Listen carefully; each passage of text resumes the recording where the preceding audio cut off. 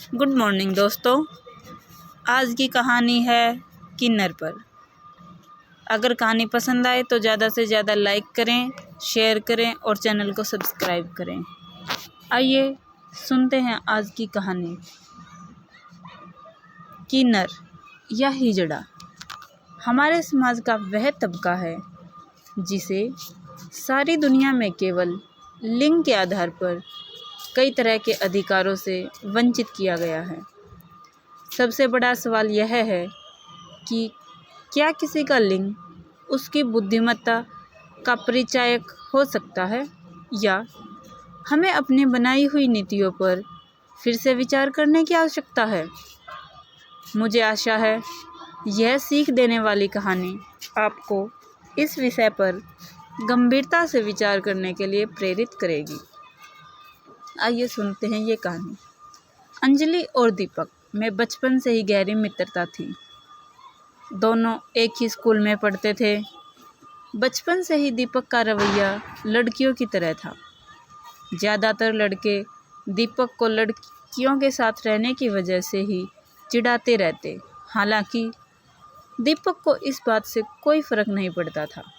लेकिन जैसे ही दीपक 10वीं कक्षा में पहुंचा, उसने अपने घर पर लड़कियों की तरह कपड़े पहनना शुरू कर दिए।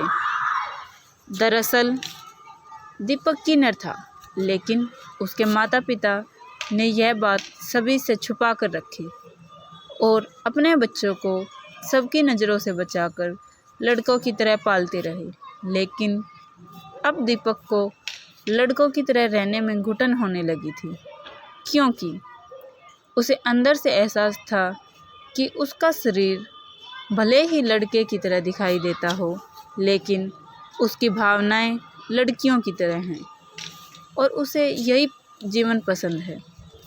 बस फिर क्या था, दीपक ने अपने वास्तविक रूप को पूरी तरह अपना लिया और स्कूल पहुंच गया। उसके बदले हुए रूप को देखकर स्कूल में मौजूद छात्र छात्राओं के साथ शिक्षक भी हैरान हो गए। लेकिन अंजलि अपने दोस्त के पास पहुंचकर उसके नए रूप के बारे में पूछने लगी। दीपक ने रोते हुए कहा, अंजलि को अपनी असलियत बता दी।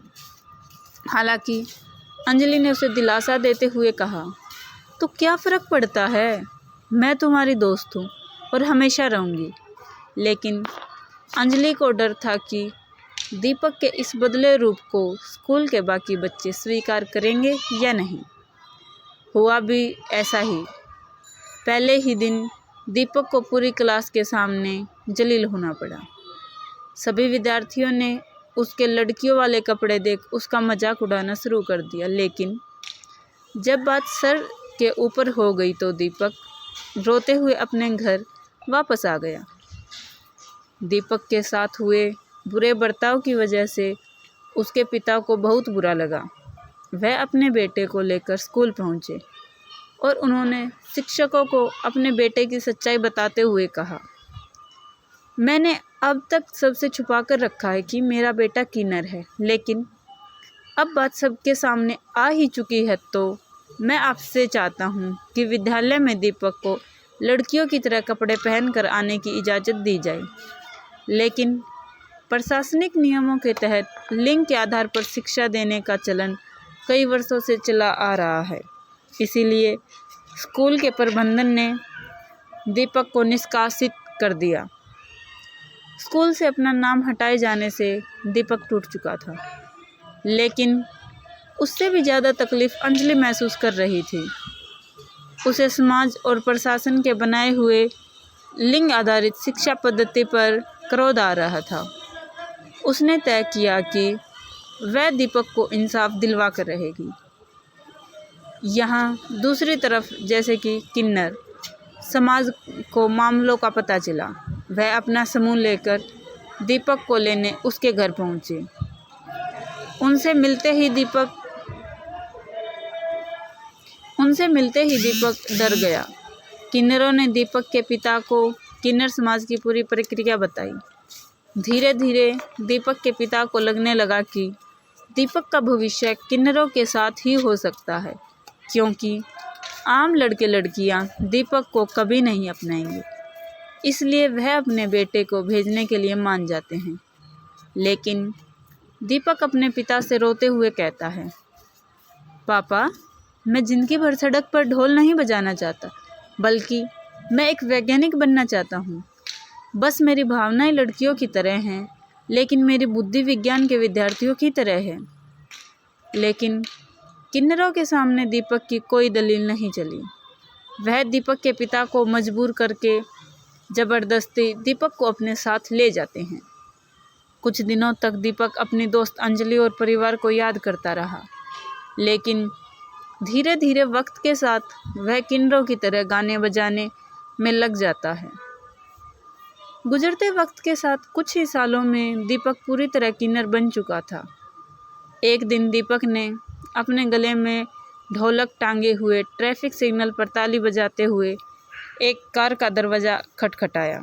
जैसे ही कार का गेट खुला, दीपक अपना मुंह छुपाने लगा। दरअसल कार के अंदर अंजलि अपने पति के साथ बैठी थी। दीपक को मुंह छुपाता देख अंजलि उसे पहचान लेती है, और जैसे ही उसे दीपक का किन्नर वाला रूप दिखाई दिया, उसके होश उड़ गए। अंजलि तुरंत सड़क पर उतरकर दीपक को गले लगाकर रोने लगती है। दीपक अंजलि को चुप करवाते हुए कहता है, तुम मेरी चिंता मत करो, मुझे अब इसी काम में मज़ा आने लगा है और अब मेरी यही दुनिया है। लेकिन अंजलि दीपक को बचपन से जानती थी। उसे पूरा यकीन था कि दीपक बड़े होकर देश के लिए एक बड़ा कार्य कर सकता है। लेकिन आज वह गले में ढोलक टांगे हुए लोगों का मनोरंजन करने पर मजबूर है। बस फिर क्या था, अंजलि ने दीपक को इंसाफ दिलवाने का बीड़ा उठा लिया। अंजलि के पति एक वकील थे, इसीलिए उन्होंने अपनी पत्नी की बात से सहमत होकर किन्नरों को स्त्री पुरुष के तरह समान अधिकार दिलवाने हेतु मुकदमा दर्ज करा दिया। यह मामला अपने आप में बहुत बड़ा था, इसीलिए न्यायाधीश ने मामले को सरकार के अधिकारों का हवाला देते हुए अनिश्चित काल तक स्थगित कर दिया। लेकिन अंजलि कहाँ रुकने वाली थी। उसने किन्नर समाज से मिलकर एक आंदोलन की शुरुआत की। धीरे धीरे आंदोलन का रूप विशाल होता गया। आंदोलन की नेतृत्व कर रही अंजलि ने अपने आक्रामक तेवरों से पूरे मीडिया जगत में तहलका मचा दिया। देखते देखते मुद्दा अंतर्राष्ट्रीय होने लगा। जब नेताओं को किन्नरों के आंदोलन की ताकत का पता चला, तो वह तुरंत अधिकारों के साथ किन्नरों की मांग सुनने पहुंच गए। अंजलि ने सार्वजनिक दलील देते हुए कहा कि किन्नर समाज अब तक मनुष्य की तरह सामान्य अधिकार चाहता है।